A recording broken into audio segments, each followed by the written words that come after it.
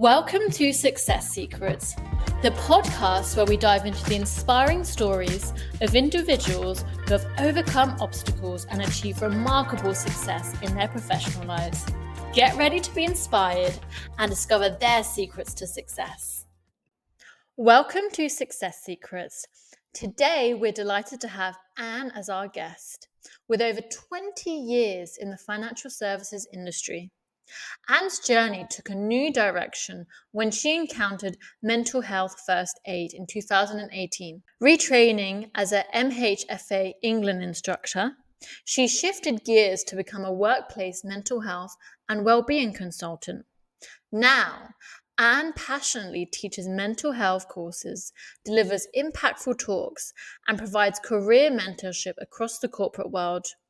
Join us as we explore Anne's inspiring journey of personal and professional growth.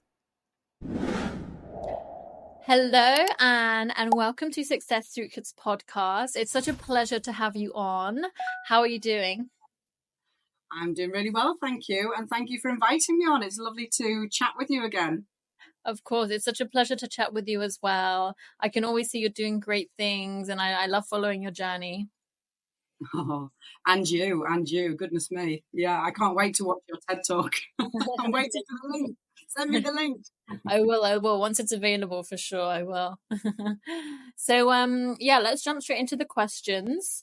Can you share a bit about your background and how you first got started in the finance industry?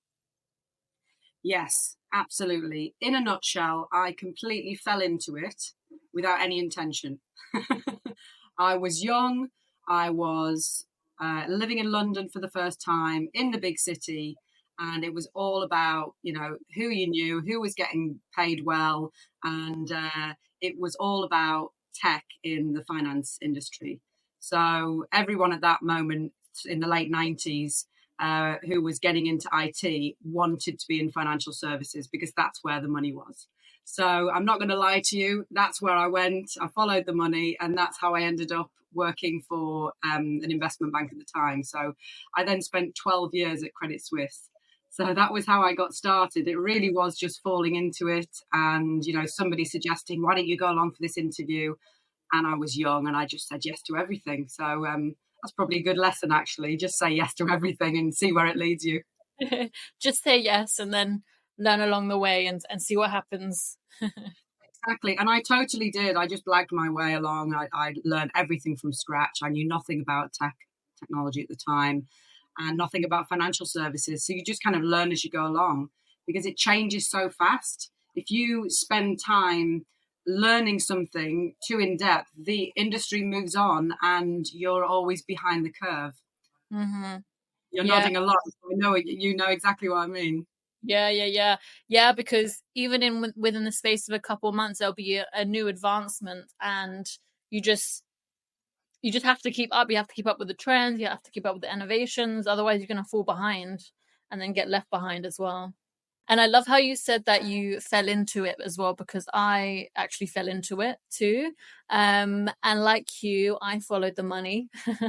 That's where the money is, finance, right? So I started when I was 18, and here I am today. So interesting. And what inspired you to pursue a leadership role in finance? I know you mentioned you was at Credit Suisse for quite a while. And what was the most rewarding part about your career?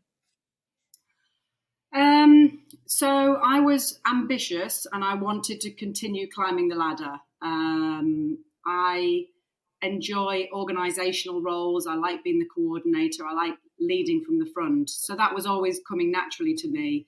It's not that I had a sort of ego that drove me to be a leader. It was more about I'm a bit of a control freak. I like to be in control of what's going on. And that was really what sort of drove me. And I was ambitious to, like I said, climb the ladder, earn more money, realizing that things can change at any time. So earn the money when you can, because, life passes you by really, really quickly. So the first sort of 5 years of my career were quite slow. There was a lot going on at the time around UK fair pay, about, women being paid equally to men. So that was an issue for me at the beginning. But once I got into that sort of junior management role, things really took off from there. And I think the best thing that happened to me at Credit Suisse was really when I moved from IT into a more business management role. And that's where I really found my sort of comfort zone. I really enjoyed that kind of role, working in big departments, uh, supporting senior business heads to drive their strategy forward and seeing lots of results. So that was really rewarding for me. Every day when I went into the office, I had to feel a sense of achievement. I had to feel satisfied. And if I couldn't leave the office until I felt that I'd, achieved something that day. So I think, in your 20s, you're young, ambitious, you've got energy, you can still go out partying the night before and still get into work the next day and be your best. So I really took advantage of that. And yeah, by the time I was 30, I think I'd done pretty well and I felt satisfied with my career. But that ambitious side of me really pushed me on. And that's when I actually left Credit Suisse and left the UK. And that's when my career really started to take off, I would say. Okay. Interesting. So in terms of like your career taking off, what would you say are the key lessons that you've learned about effective leadership in the finance sector? And what did you learn about areas that have helped you to propel in your career as well? Looking back in hindsight is a wonderful thing. I knew it at the time, but not consciously. But I've always tried to be very human, very personable, very approachable, and fair and understanding. And sometimes in certain industries, certainly in the corporate world, that can be seen as a weakness. It can be seen as something that will hold you back. But in my situation, it certainly didn't, and I'm glad I took that approach. I could also be quite hard and demanding because that was the industry I was in. You had to be demanding. It's competitive, deadlines are short, but and that created a bit of a conflict for me actually because naturally I'm not like that. So I think the human aspect of things we often forget about, and I'd like to see more focus on that in the industry. Certainly, my favourite leaders were, or my most inspiring leaders, were the ones that were human. They weren't perfect. They had a good sense of humour. They were approachable. They were kind, and those things mean a lot to me and meant a lot to me back then as well, especially as a young girl coming into the industry, feeling like a rabbit in the headlights. So I would say that, that's really important. And that's men as well as women. So inspiring women leaders as well as men leaders, it's the ones that were really human and didn't forget who they were and where they came from, right? Because we all came from somewhere. Mm-hmm. So true.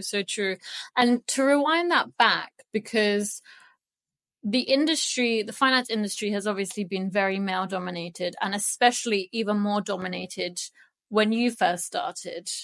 How was it for you at the beginning and what are the struggles that you faced? At the beginning, it was, I mentioned earlier about fair pay. That was certainly a challenge at the time. We had started to talk about diversity in the early noughties. And I certainly went down that route and got involved in a lot of D&I initiatives. I was leading lots of women's networks at the time, doing a lot of mentoring, and that was really important to me. My views on that have evolved over time. And now I'm in my mid 40s, I can understand a bit more about why women tend to drop out of all sorts of careers at a certain age. We go off to have our babies. And when you've had a baby, life looks different. Work, your attitude towards work and career changes. So my views on things have very much changed in the last 20 years around diversity and inclusion. Of course, we should include everybody and everybody should have equal opportunities. But I think sometimes it can be taken too far. At the end of the day, the best person for the job is the best person for the job. And we shouldn't focus too much on why women aren't making it to the top, or the quotas and things like that, because there's lots and lots of reasons why. And all the women that I speak to that end up leaving the industry don't leave the industry because they didn't get to that managing director or CEO position. They left because they had children, they wanted to be with their families, or they realize there's more to life than being at a laptop screen for 12, 15 hours a day. So like I said, my attitude towards D&I has softened over the years, but it doesn't mean that I'm not for complete equality in the work. But sadly, I think a lot of the social programming and social engineering in our society, unfortunately, that has crept into the workplace. And it's actually, I feel sorry for the guys now, the men who are struggling just as much as women, and they face the same problems that women do. They have the same issues with their confidence, with all the stuff that we bring with us, all the baggage that we've got, issues from our childhood, imposter syndrome, all of this kind of stuff. Men experience that just as much as women. So I think as I'm getting a little bit older, I'm starting to see things slightly differently. And probably if I went back to my 20s, I'd probably try and keep more of an open mind about some of these initiatives, because they come and they go and they change. And if we get too focused and if we pay these things too much focus and attention, we're forgetting about what we're all there to do, really, which is to build our business, give our clients the best possible service we can give them, and make money at the end of the day. And I think the businesses that are forgetting that are the ones that probably are going to suffer in the long run. Yeah, absolutely. Yeah, I feel like D&I is definitely such a touchy subject for everyone. And there are sometimes it can go a bit far. But at the end of the day, I truly believe that within the workforce, everyone should have equal opportunities and equal rights. Like, for example, if a woman's just had a baby and she wants to go back into the workforce after taking her maternity leave, she shouldn't be discriminated just because she's had a baby. Or like a pregnant woman, for example, they should still be given equal rights. And if they're good enough for the job and they're going to do a good job, then why would you not hire them, right? So there's also that.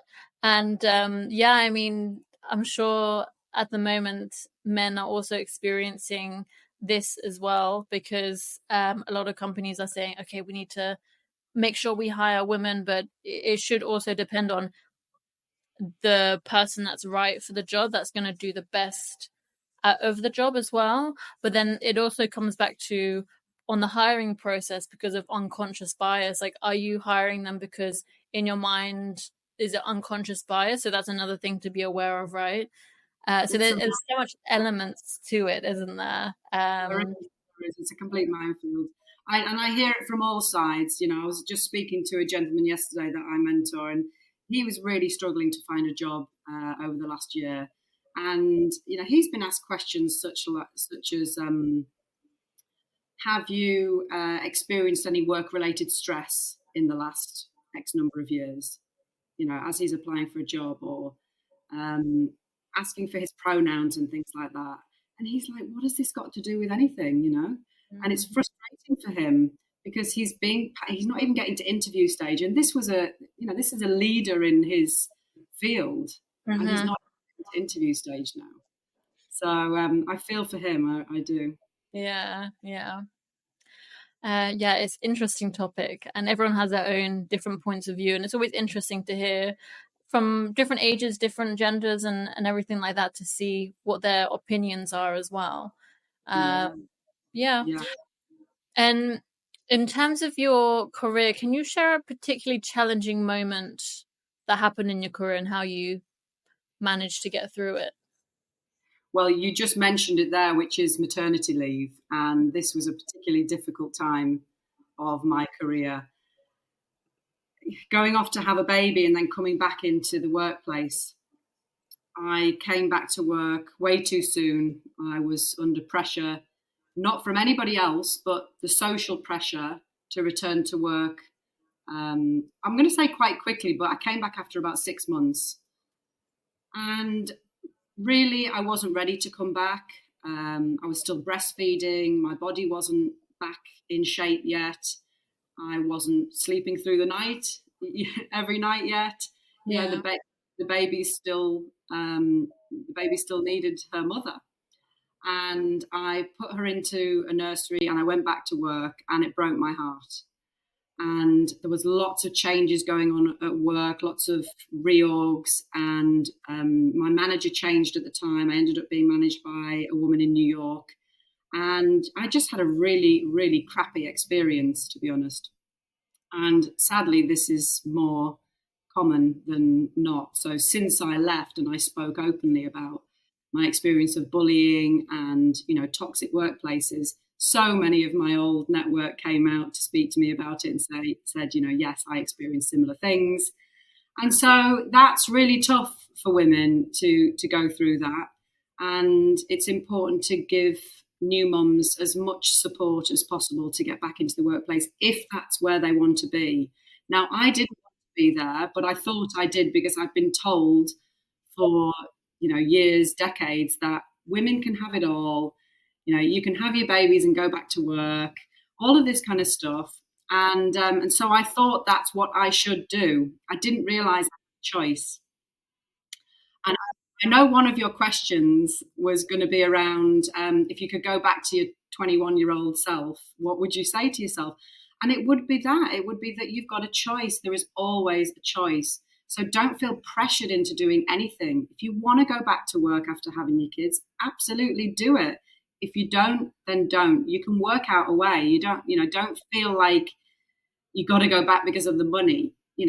I left my career. I basically retired in 2020 and left my well-paid job and my 20-year career, and had to completely change my lifestyle. I had to leave London, leave the UK. Not had to. I wanted to, but I had to change a lot about the way that I lived, because I accepted that I'm not going to have that salary anymore. So I need to make some changes in my life. But it was the best thing that I ever did. And I could only do that because I did a lot of coaching and work on myself to realize that I had a choice. I think, if we start talking about mental health, many of the stress related illnesses that people develop when they're in the workplace is because they feel like they don't have a choice and they're trapped. So that was my experience in 2017 when I returned to work after having my daughter. And it was really a challenging time for me, and it's what started me on my mental health journey. Wow, okay. Yeah, that's very interesting. And I feel like, especially in the corporate world, there's just so much pressure to be a certain way, to act a certain way, to behave a certain way. And if you're outside of that window, then you're judged quite harshly for it. Um, or like people are going to talk behind your backs and everything like that. So it's almost like you're put into a box and expected to be this way. And it's not, and it's almost like you can't really be yourself as well.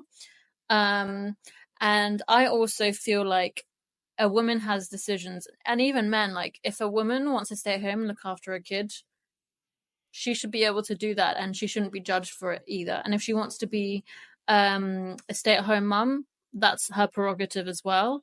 Or if a woman wants to go straight into work, or she doesn't want to have kids, then that's up to her as well. I feel like people are just judging so much about what other people are doing when they should just be focusing on themselves.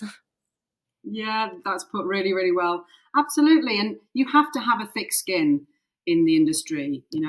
People do talk, people do criticize, they judge, they have opinions. And if you take it too much to heart, then you're probably in the wrong place. You really got to toughen up. And I hate to say that because it shouldn't be like that. But certainly I experienced a lot of that. And, I'm a sensitive soul. I struggled with that. Yeah, you do have to grow a very thick skin. Definitely. And what would you say, because I mean you've had a very interesting journey in the finance industry, um what other struggles have you faced in terms of discrimination and everything like that, um whilst you was working in the city? I don't think I really ever struggled with discrimination. I think actually as a woman, things were moving in my favour. Mm-hmm. So I think I took full advantage of that, and I really did put myself forward. I put myself out there. I put myself into roles that I wasn't really qualified for or prepared for, but I was ambitious and I went for it. And I think, again, being my younger self, I was more confident back then to do those kind of things. Now I like to stay in my comfort zone. But yeah, back then I don't think I can really say that I was discriminated against overall. I I was fortunate that there was so much focus on diversity and putting more women into senior roles that I probably did get roles that other people were more qualified for, meaning men were more qualified for, but I got the role because I was a woman. And this was happening all over the place. And I haven't been in the industry for 4 years, but it's probably still happening now, from what I can tell. So I'm certainly not woe is me, I was disadvantaged. I wasn't. I took advantage of it. That's probably my advice. Just take advantage of it. Just go for everything. Don't hold yourself back because we're our own worst enemy sometimes. Uh, yeah, so just go for it, whether you're qualified for the role or not. Just put yourself out there and just have a thick skin because you're not going to do well in everything. Um, I mean, certainly I saw discrimination happening, and I certainly felt like going back to when I returned from maternity leave, there was definitely some discrimination there because I wasn't able to bring my full self to work. I was breastfeeding, I was going to the toilet and pumping milk.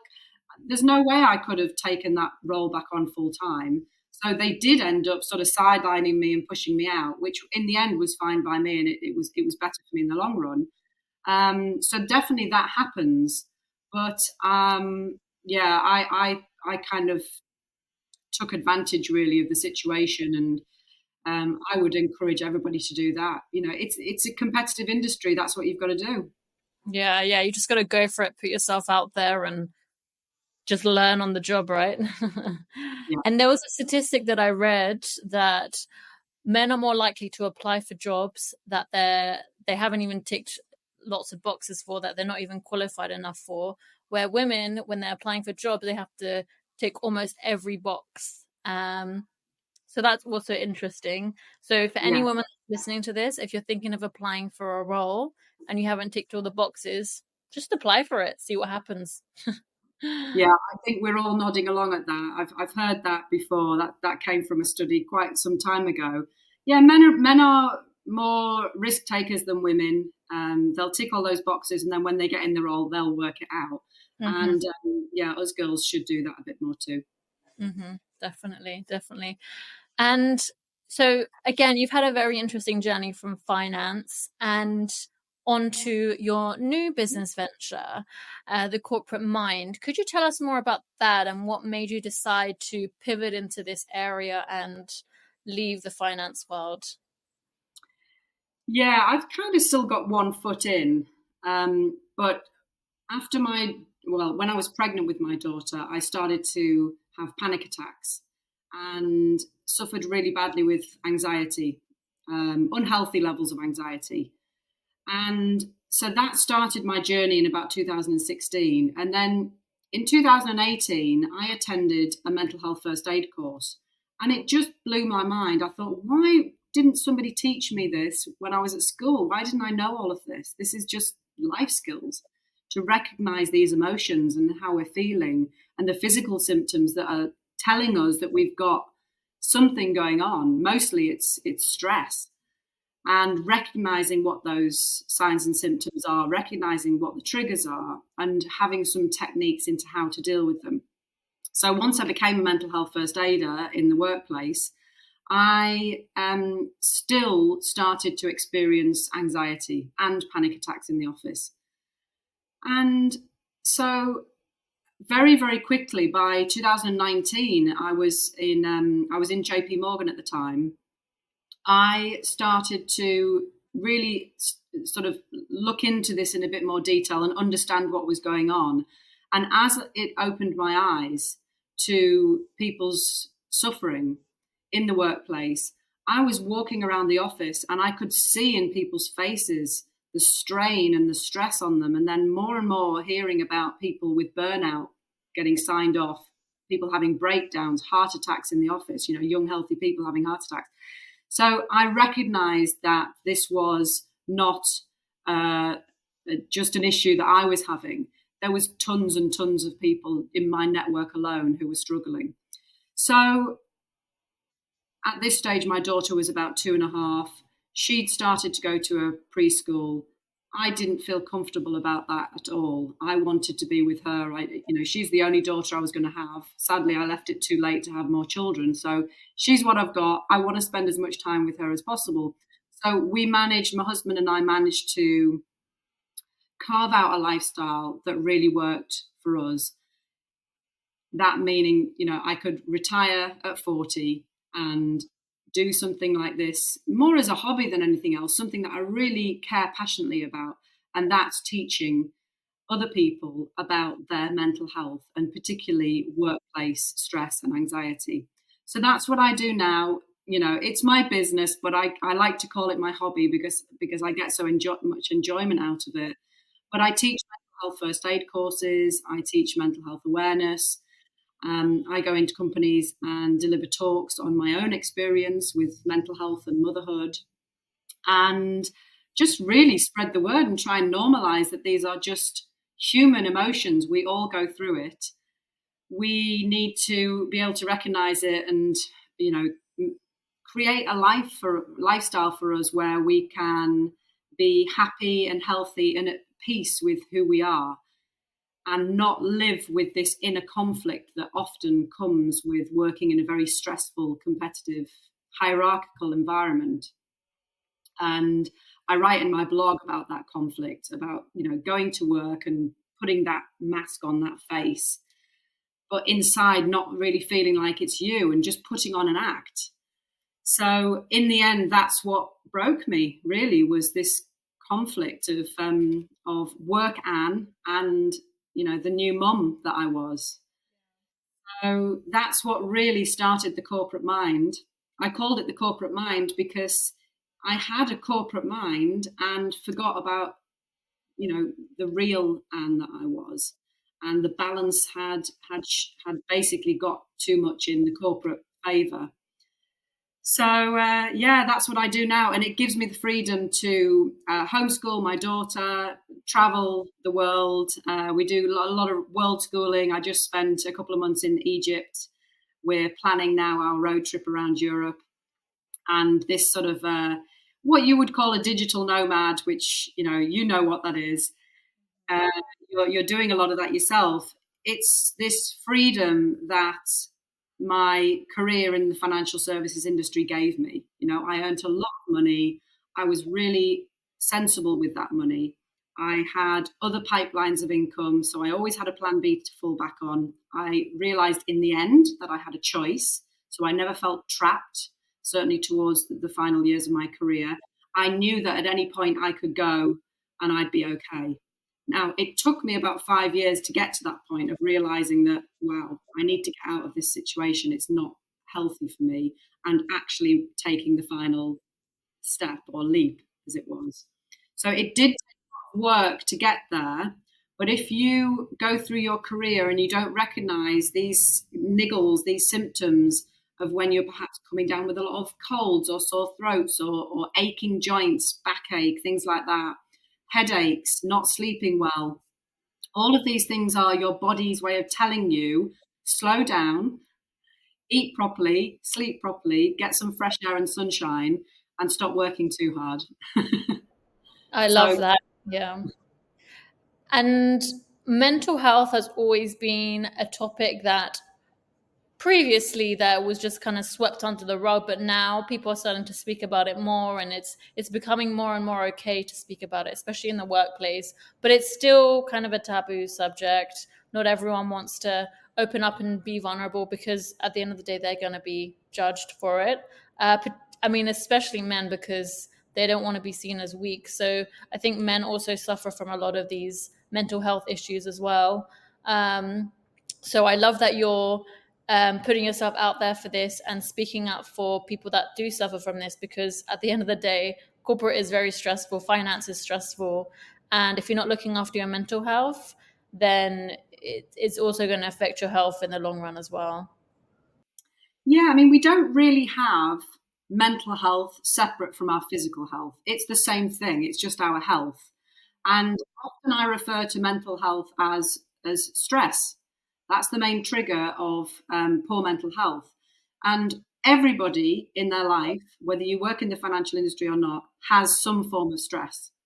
And how you're able to cope with that stress, how resilient you are, really depends on your unique set of life experiences, your background, your upbringing, your family situation, and so on. And then you add that into a very stressful workplace situation or even a toxic workplace situation, and people react differently. So some people manage stress better than others, but certainly everybody gets stressed, and anybody is at risk of poor mental health. So about 1 in 4 people each year experience poor mental health. It is normal, and there is still a lot of stigma around it, and we should be kind to each other and appreciate that, when things get too much, we need a bit of time out to take care of ourselves and our overall health. So there's a lot of stigma still, absolutely, in the workplace around talking about mental health. So let's talk about stress, because nobody minds talking about stress. I think people like to wear their stress as a bit of a badge of honor. So if you're still feeling that stigma, talk about stress instead. And then maybe during my courses, certainly we talk about the much more serious side of mental health. So we talk about suicide.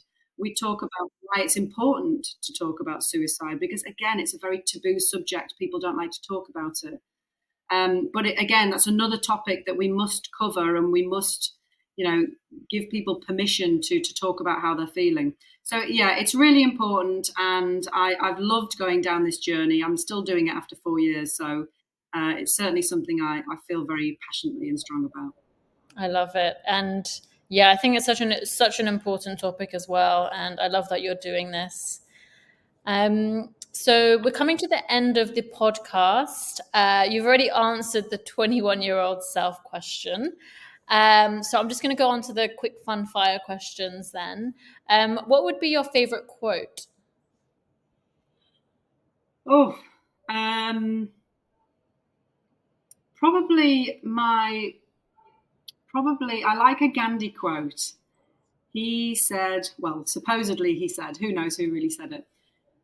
Happiness is when what you think, what you see, and what you do are in harmony. Mm.